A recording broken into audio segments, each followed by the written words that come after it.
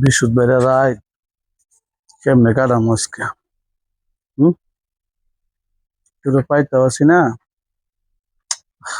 মাথাটা তো নষ্ট হইতেছে, একটু গাঞ্জা মাঞ্জা খাওয়ান লাগবো আজকে, নাহলে তো ঘুম ধরতো না আমার। দেখি একটু সামনে যাই, পাই না কি করে। গাঞ্জা খাই না অনেকক্ষণ ধরে, কেউ আইবো নাকি? দোকানদার আইবার চাইলেও দেখি আয় নাই।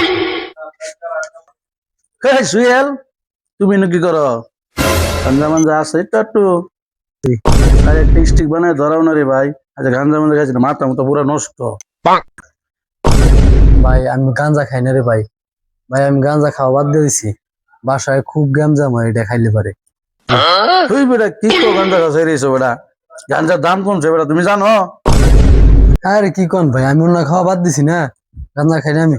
রে বেটা, এখন গাঞ্জা খাবার দিলি, এখন গাঞ্জার দাম কমছে বেটা। একটা 50 গ্রাম গাঞ্জা কিনছি, কয়টা দিতে জানোস? মাত্র 200 টাকা দেয় বেটা।